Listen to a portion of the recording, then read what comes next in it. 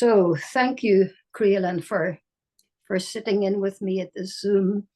There's a great possibility I could have done a recording myself with the video, but anytime I do it, I don't know what I do. I really don't know what I do, but it seems to go very astray when I try something on my own, technologically speaking. But thank you for being there. And thank you, David and Zersha. I hope I've got the name right. I'm not good on names. But thank you for the invitation to speak on this very, very wide, oh dear, endless story of war and peace. You know, it's a subject that's dear to my heart in one way, and by dear I mean I hold this energy of light and dark and light, and good and bad, and perpetrator, victim, day, night, death, life. It's like holding the paradox of the whole of life, which I think we're asked to do, honestly. Those of us who are going further than coping. And if you see me chewing every so often, I've got a hot sweet. I'm sucking it because I have a bit of a throat at the moment. But hopefully it'll not take away from anything I say. So holding the energy, can I hold the energy of peace and war? Can I hold the energy of life and death, of hell and heaven? And can I be so at peace within myself that nothing in my heart is disturbed? Now, there's a big one. That's a big one for me. How can I hold that? Well, I can cope with that if I like. And mostly in my life, I have coped with war in Northern Ireland. And I love the way we say in Northern Ireland, or war in Ukraine, or war in Israel, war in Palestine, war wherever it is. It doesn't, we give it some kind of foreign place out there. You know, war is out there. They are at war in Iran. They are at war in Northern Ireland, whatever, out there. So I get to sit back, say, I get to sit back and say, they're at it out there. But thank goodness I'm at peace in here. Our country is at peace. Our world here is at peace. Well, you see, it doesn't work for me anymore to say our world is at peace, because this is my world. Is my world really at peace? That's another question. Now, if I'm a foreign being to myself, if I'm a stranger in a strange land to Philida, then of course there's going to be fragmentation. There's going to be separation within me. There'll be the good Philida and the not very good one. You know, there'll be the one that's jealous and the one that's loving. There'll be the one that's compassionate, so compassionate for people out there. You know, she spreads her compassion out there. She's wonderful. Hold on. You know, this is where I need to go into this world and come away from the foreign country out there, come into this intimate land. You see, now it's coming close. Now I'm getting uncomfortable. You see, I must be intimate with everything. Now there is a thought. How can I be intimate with war? And I'm not talking out there. I'm not talking foreign countries, because this is the country I have to look at.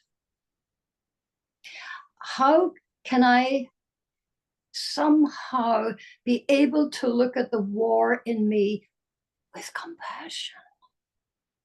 Now there's another one. Because if I'm not looking at the warring beings inside me, then I'm actually just coping. I'm coping with war in the world.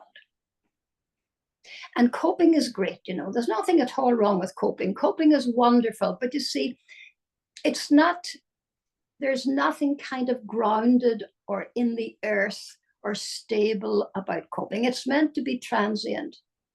It's meant to carry me over something. You know, the way you hear people saying, yeah, Mary's husband died, you know, and she's coping really well. She's getting over it so well. Oh, she's getting over it, you know. She's going beyond it. You see, I did that most of my life. I went over things, and that means I have to kind of almost denying what I'm going over or getting over. There's an action of movement in getting over. And the coping will suggest that I do something. See, I'll do something so that I can get over it. And sometimes I think, you know, the way that I used to cope with war in the world, I'd pray for peace. Oh God, let there be, bring your peace to whatever country I thought was at war or was at war. Bring your peace to these warring people out there. Oh, no humility in that language at all, you see. No intimacy in it. They're out there. So immediately you've got the separation of being here at peace, praying the St. Francis prayer, let me be an instrument of your peace where there is unrest. Let me bring rest. Oh my God. Oh my God. I used to pray that. I prayed that, and I prayed it with a kind of enthusiasm that I was doing something. But it's coping, you see. Another way I coped with war in Northern Ireland, I'd take a placard, I'm fighting for peace. And it's not funny, I don't know why I'm laughing. This woman is fighting for peace in Northern Ireland because she's not at peace in herself. She's at war within herself. And that's what she's bringing in this placard, the fight, the rage. And this is, you see, I'm not saying this is wrong. No, no, no. These are coping mechanisms. And you know, maybe we need them. You know, I think I needed these coping mechanisms in my life so that somehow or other I could survive. I could get over them. I could survive.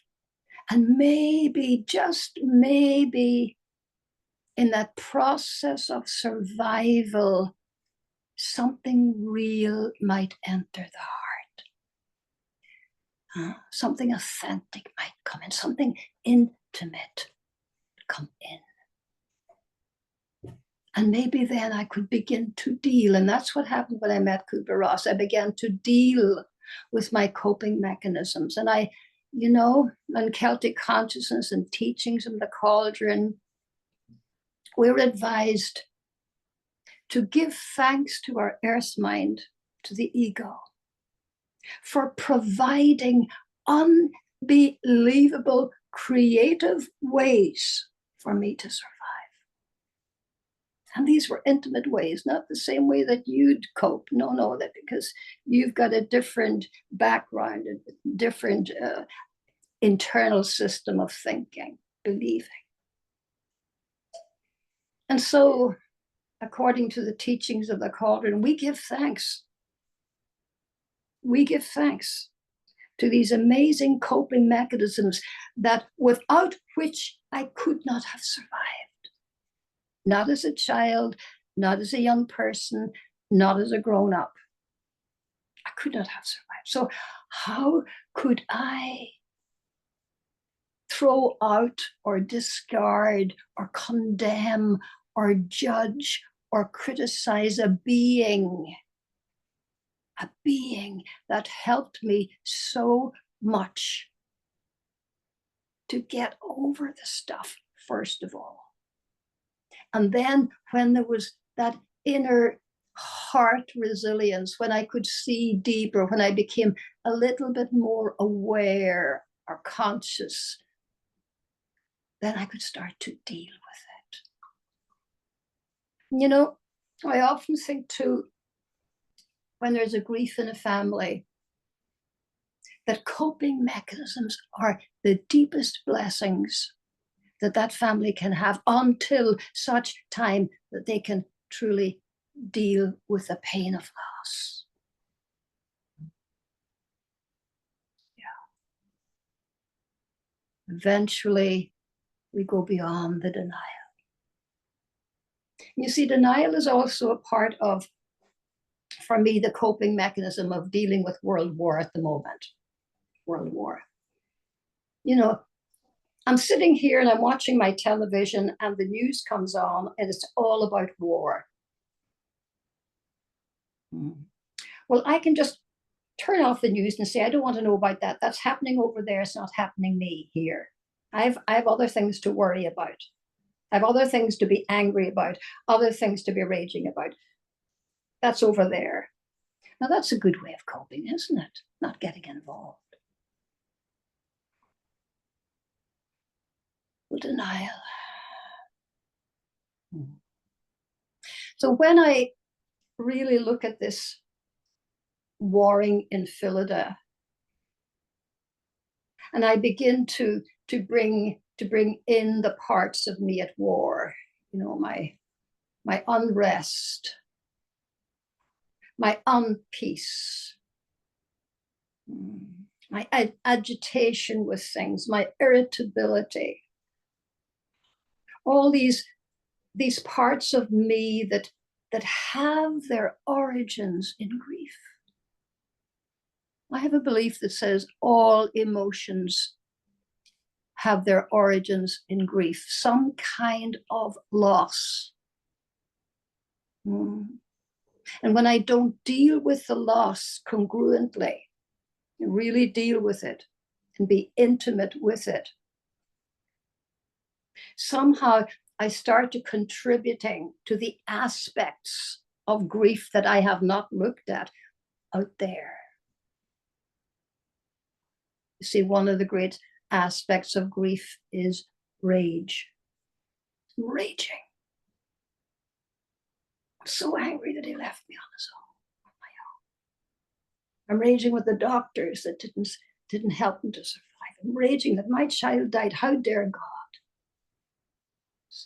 So if I don't deal with that in here, with my personal, intimate grief, the residue of that unworked grief will go out into the world, will be expressed out there in a dysfunctioning way. Believe that to be so. I know it's so. So what is my responsibility with the war that's out there? Well, I've given you a clue. I need to look inside myself.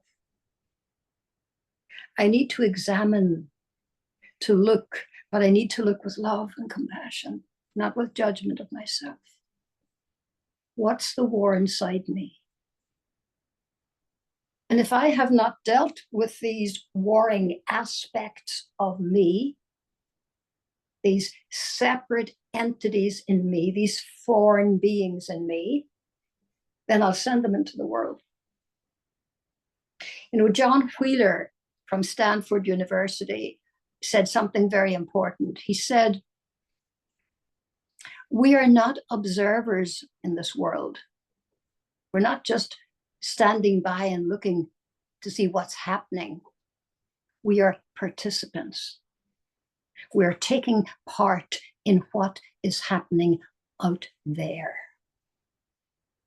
Taking part.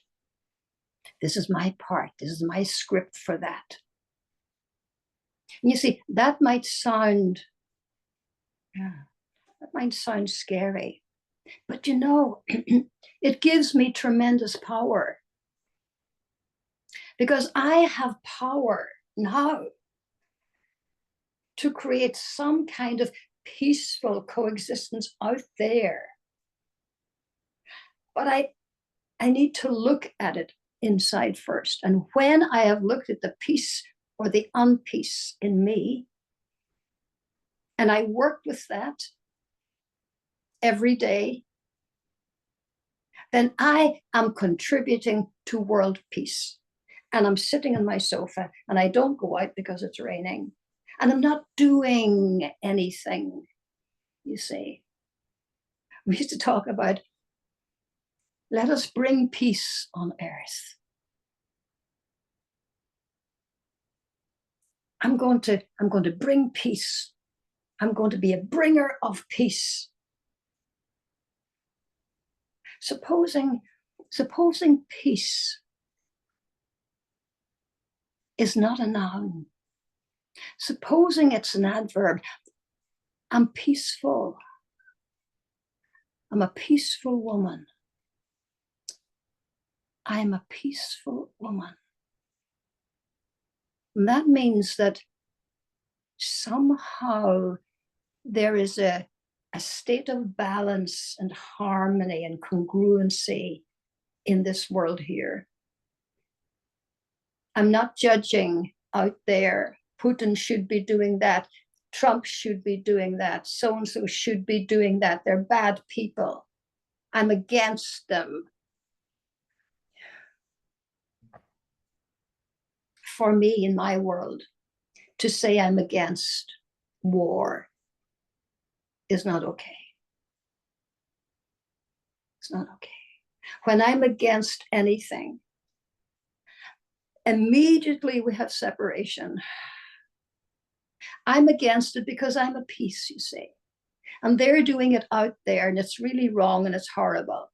And I'm against them doing that.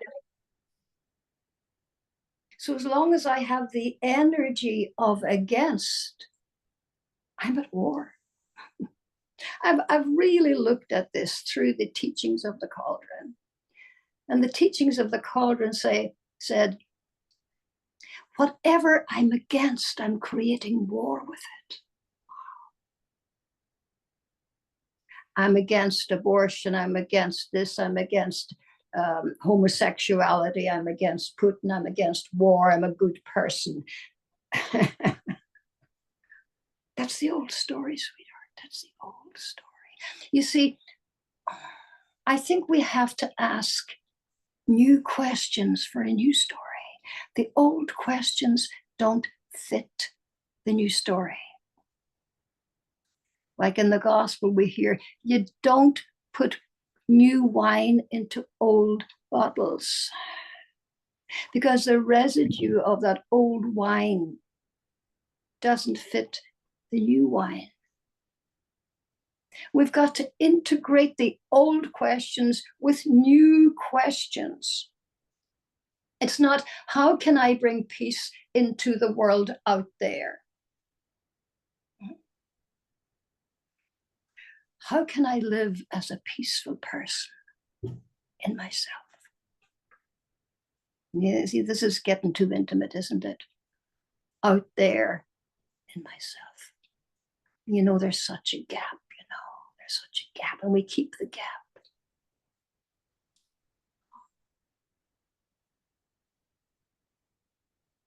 We keep the gap. I'm going to have a few moments just of reflection on what I have spoken to myself. And I'm going to give you time to do that too. Thank you.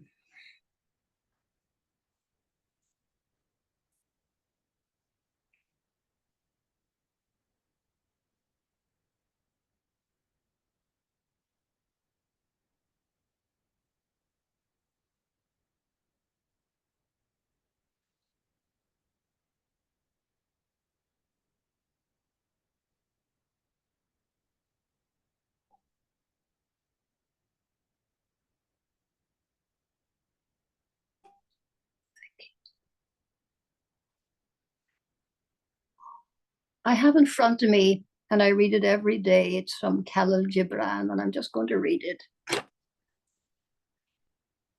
Oftentimes have I heard you speak of one who commits a wrong, as though he were not one of you, but a stranger unto you, and an intruder upon your world. But I say that even as the holy and the righteous cannot rise beyond the highest, which is in each one of you, so the wicked and the weak cannot fall lower than the lowest, which is also in you. And as a single leaf turns not yellow, but with the silent knowledge of the whole tree, so the wrongdoer cannot do wrong without the hidden will, without the hidden will of you all. When I was living in Northern Ireland, I'd watch the television, and the Reverend E. Paisley, let him rest in peace. When he'd come on the television, I used to go crazy. I'd have a charge of real rage that this man was creating such havoc in Northern Ireland, as if one man could do it. And every time I'd see him on the television, I would judge him as being bad. But you see, the lovely thing is this, my friend. I wasn't alone.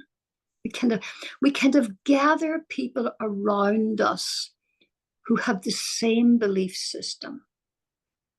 And there's a kind of a comfort in that. That's a great coping mechanism of war. We gather those around us, and we sit and we watch the television, and here's this man again. And I might start off by saying, oh, for goodness sake, why doesn't somebody make him shut up? I think I did say that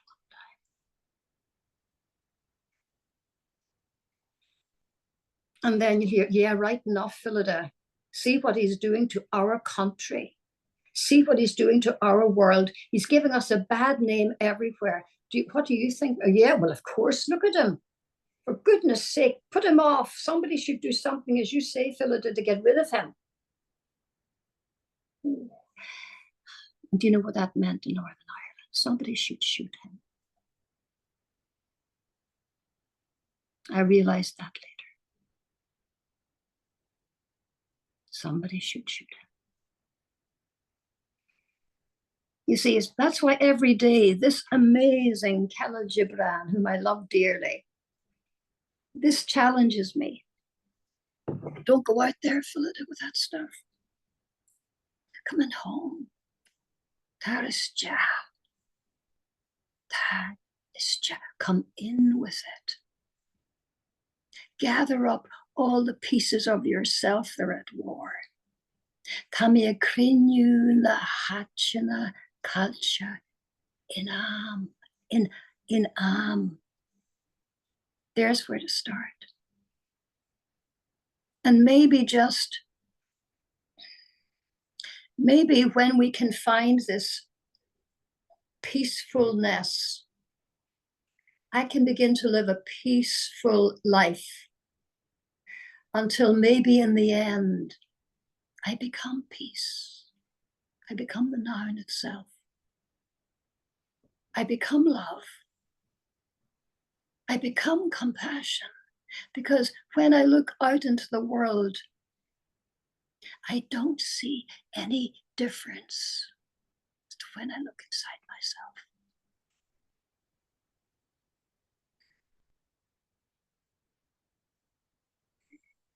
Now there's something to think about. When I look out into the world, I see a mirror of what's going on in Philida. What a clear mirror it is. It's a very clear mirror for all of us at the moment. And you know, we are going through an amazing alchemy, and we need to support each other in this sacred alchemy. We're having, since 2010, I think, around there, we're having this amazing cleansing this kind of,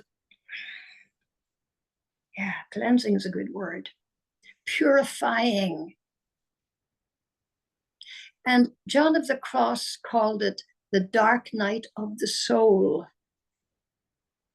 as did the fathers of the desert and many other people since, especially theologians. But you see, according to my belief of the Celtic teachings, the soul is that part of the divine, the creative juice of spirit within all creation. The soul, the life force itself. God could not come down and image himself in the world. No, that's the formlessness, doesn't come down and become form itself, but it is the creative force behind all form. So God sent, as they would say in Irish, Abanchil, he sent his wife down, the feminine, the anima. No. He said, you go forth and multiply. Go forth and multiply. You're part of me, an aspect of me. Your purification itself. And you will return to me when that life force, its being has ended. You'll come back into me again. So for me, you see, the soul is the healer in me. And it's not tainted by any of my emotions. And emotions are beautiful. But it doesn't go through the dark night of the emotions of the dysfunctioning self. It is that which contains everything in equilibrium. In equilibrium. It contains everything in neutrality. The soul does not have an agenda for me other than the agenda that I set out for myself every time I earth. So, what is the dark night? Where is that coming from? According to the teachings of the cauldron, it is that amazing earth mind, Inshin Erde, the mind that keeps me in earth, ego. That's what it is. So there's a dark night. There is the excruciating dark night, the pain of the ego that goes through this sacred alchemy.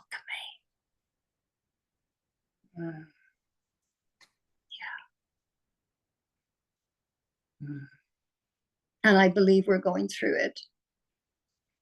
And I believe we've been going through it for some time now. And as a wonderful Mayan prophecy said, from 2012, we will have this disruption. We will have this kurishjach, this awful, it seems like disturbance. But you see, the soul doesn't have the agenda of disturbance or disruption. It's neutral. It's what needs to happen in order for us to come out shining. We call it pain. We call it pain. We call it suffering, you see. We call it agony.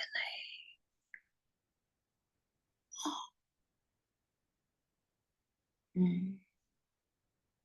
And the dear earth mind does go through it. It goes through a lot of pain and suffering. That's the words we give it. But as far as the soul is concerned, that doesn't have emotions, is not emotional, it's totally neutral. We have the free will. It's not taken from us. We have the choice. We can go into the cauldron voluntarily, like me, and say, okay, what's going on in this world here? Where's my unrest? Let me look at the unrest in Philadelphia. So I go into the cauldron again. And the sacred cauldron will show me aspects of me that I need to be in touch with and deal with. And hopefully I do. And many, many times I don't. I'm still coping. And that's okay, because there is no self-judgment on me or in me. And so this alchemy, I see it at the moment in the world out there, because I've seen it in here, that there's this alchemy taking place. Because we are going to enter into an absolute place where we have projected peace into the world out there because it has had its growing in me. And when we collectively will to this, when our collective will is set, that my determination, my love is for me to deal with my shadows, golden shadows, the lovely stuff. He's great, she's wonderful. There's my gurus, my spiritual teacher. They're wonderful. No, I need to claim that for me. Or the other shadows of the emotions that are not healed. Then, oh dear, out there, all that stuff out there, that terrible stuff out there.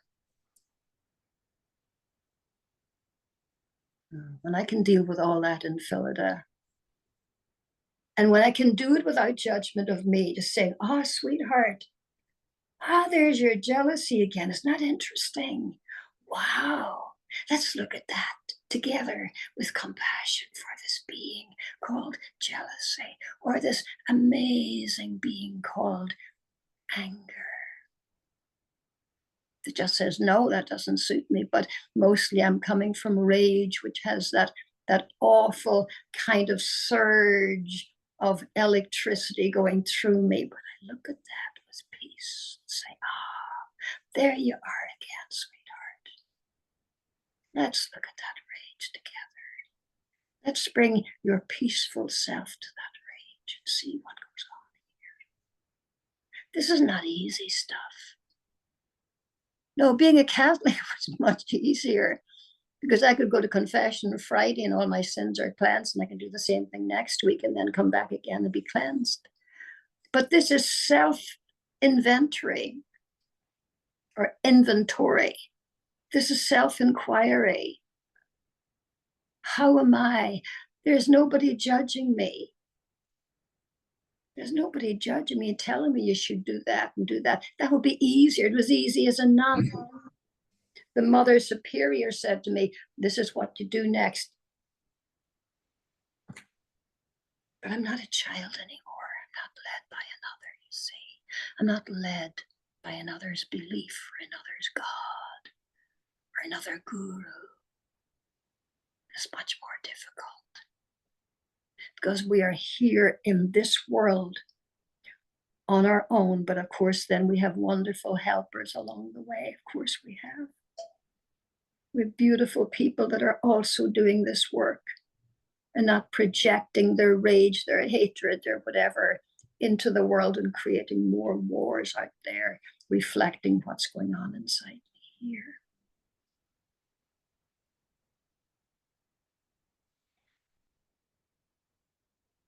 You see, I'm just chatting to you now. I'm just letting you know what's in my heart. Creelan, do you has anything come into your imagination or something you'd like to share? I agree with everything you're saying. I'd say that to deal with the war inside is probably the hardest thing I've ever had to deal with. And for me, the hardest thing is bringing a consciousness to the warring parts of me that seem to have a life of their own, and to bring presence and make a connection with them. I suppose that's where, for me, it's a bit like being a parent to myself, treating that part of me more like a child. But yeah, it's it's the hardest thing to do, I'd say. And it's such a challenge for us as human beings. Thank you. Thank you, Creelan. Have you finished? I think so, yes. Yeah, I think that's the one thing that was coming up. Yeah. Yes, it's, what will I say? It's that being peace. Peace for me is not an action, you see. It's not an action of doing something, bringing.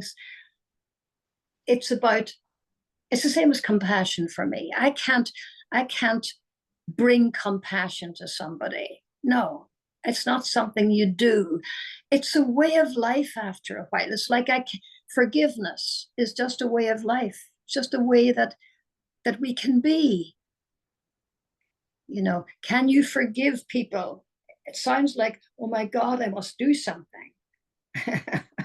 I must go and say, I forgive you, and then become a wonderful agent of forgiveness. Isn't that great that you're able to forgive like that? No.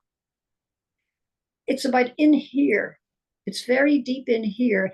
And after a while, for me, you know, it's a way of life. It's as if there's no other way to be in life.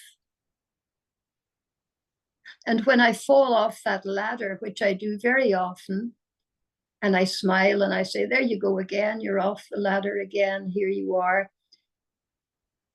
You know, when we treat ourselves with loving kindness, this is a word I used to wonder about. I used to hear a lot about this word. Have loving kindness in your heart.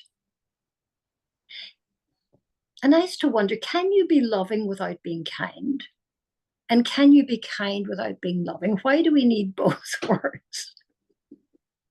Because when I'm loving myself and when I'm not judging myself, this flow of peace, this river of peace flows out of me into the world. And again, what is compassion?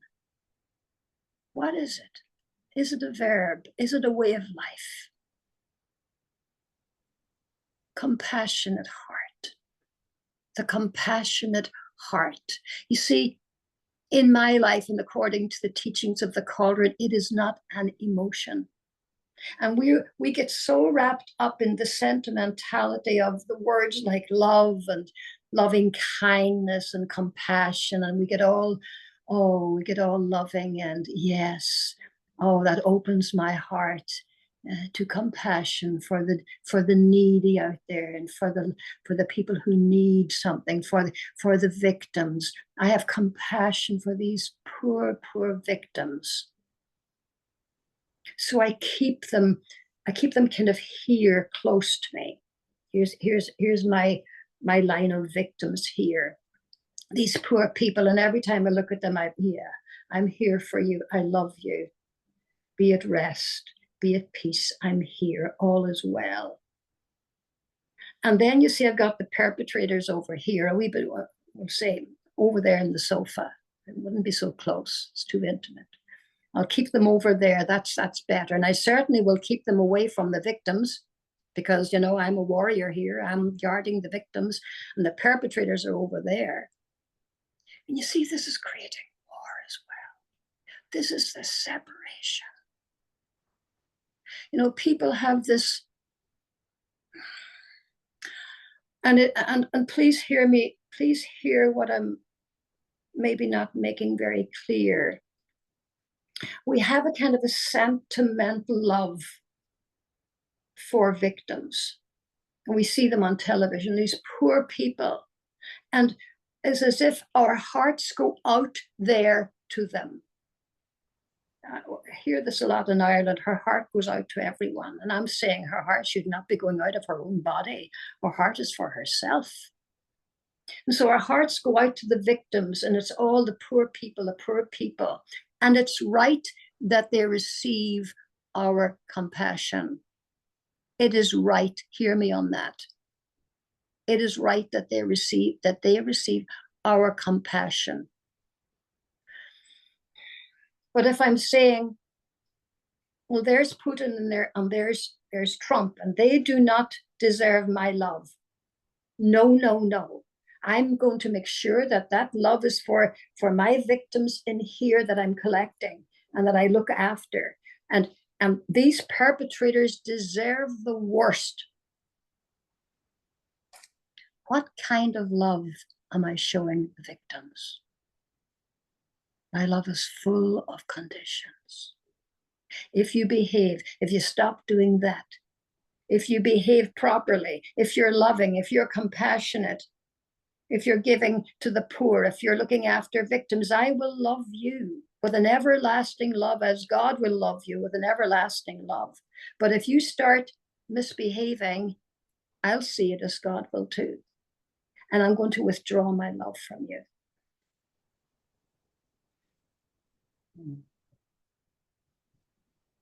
I remember when I was living in Germany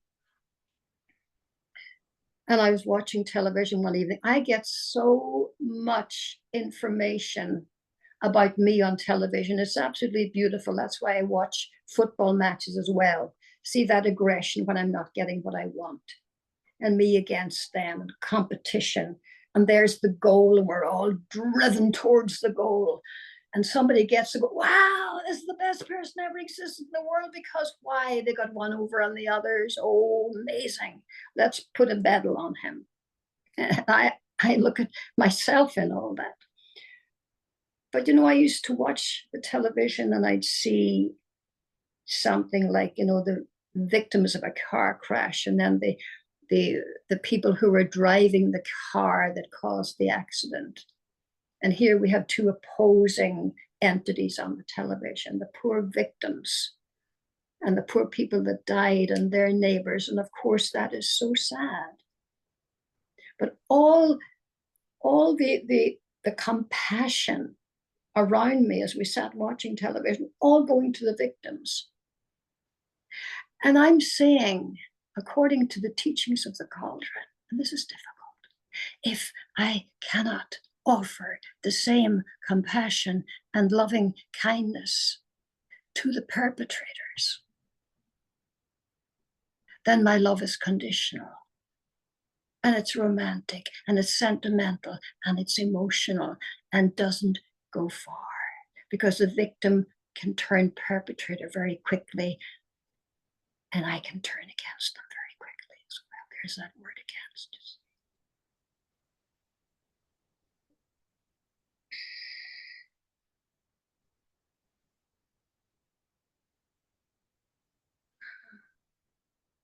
Remember at a workshop in Germany one time, I wasn't there very long at the time when I started my study on Hitler's youth. It's called the Child Project. Wonderful, wonderful project.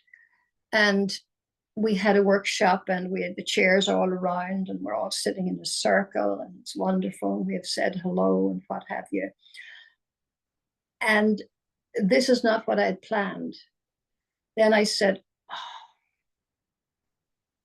we need to bring in a chair for Hitler. We need him to heal with us. And it was the fear that came into the room immediately. Disgust, fear, looking at me as if I was some kind of perpetrator, looking at me as if I was a stranger, that maybe I was a terrorist from Northern Ireland. Who will bring in a chair for him? And I waited. And I waited. And people were getting very uncomfortable because they'd come for a 3 days workshop and nothing was happening. They wanted something to happen, and I was waiting. And in the end, a man stood up. He brought a chair over, but left it outside the circle. Good for him. Good for him. And we stayed a while with the discomfort, with the fear that this chair was for Hitler. Now you could see people just literally going into fear as we sat around. And I thought, it's okay, we can deal with the fear. That's all right. And then I said, how would it be that somebody might bring the chair into the circle? And that would mean that two people would sit either side of him. And then the fear it really grew. And the fear grew and it grew until the end I said, okay, put the chair in the middle. Put it in the middle. He'll be healing with us. By the end of that day, when people had done the externalization work, had expressed their own rage, when the fear was able to make a sound of healing like a hymn of grace, the chair was there the whole time. It was not moved. It was there at nighttime when all the chairs were put away. That chair stayed there. And people were able to truly work with the unexpressed rage from ancestors, from their own lives. They were able to work with the rage, the fear, and that sense of loss, the sense of loss that they had trusted, their ancestors had trusted this person and he let them down. So we were able to look at who let us down. And in the end, it was quite extraordinary. I said in the end, has anybody got an objection to me bringing the chair over and putting it behind me? Would that be okay? Yeah, that would be okay. But I could see the person on either side, not quite as scared as they were before, but like sitting up straight because he was behind us. And I remember saying, I don't have fear of Hitler because I have integrated the Hitler within me. I'm not trying to emulate Mother Teresa or Mother Mira or Mother Superior or Mother anywhere because I have integrated her in me. And it's not Phillida that's offering him compassion. No, it's not. It's that energy of love that takes the place of the fear when we allow the fear its expression.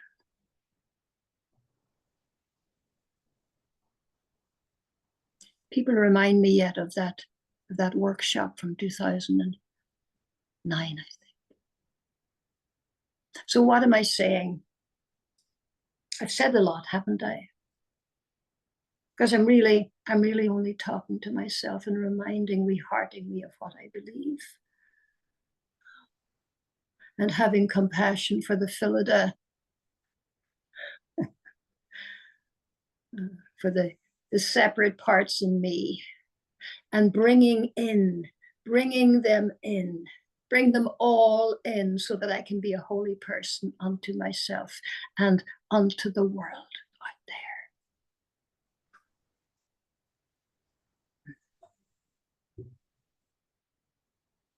I'm going to finish with the words of one of my songs, and I see it was from 2009 that I composed it in Germany.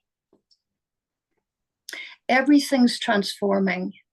Earth must break her bones. Forests burn out blazing, raging waters overflow. It is a time for cleansing. We're coming out of the past. We're all in this together. Together we stand fast. Old beliefs are crumbling as hierarchies fall. All our hallelujahs are up against the wall. The wall itself can't hold out. All our barriers must go as consciousness bursts from us. This we know, that we belong with the light. We have befriended the dark. Time to let our sparks come alive. because we belong with, not to, with the light.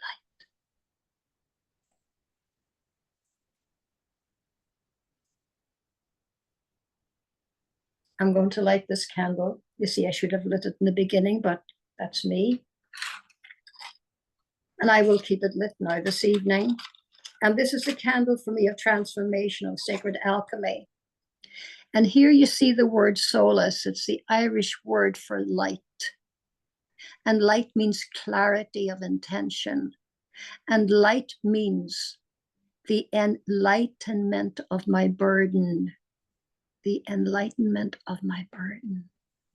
And the lovely thing about this candle that did this all on his own is that the light has been there all the time. All the time. It's in there. And you know what? It's cradled in the dark. The light is cradled in the dark. And the more we work at and deal with our shadow, which starts like that because we can't see yet the light that's there, the more we allow this shadow of ours, the dark and the light shadow, the more we allow it to be integrated within us, to be welcomed in, the more the light will shine.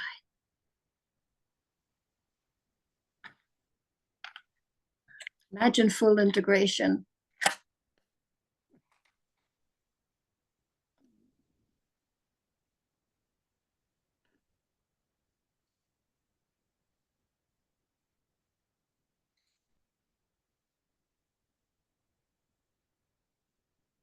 Tan solas. Tan solas. Sandorkatas. Light is already in the dark. Thank you. Thank you. Thank you. And thank you, Creelan. Bless you, and I thank you for how you serve from a place of the deepest compassion for yourself. Therefore, I can trust you to serve with love. Thank you. Keep the light.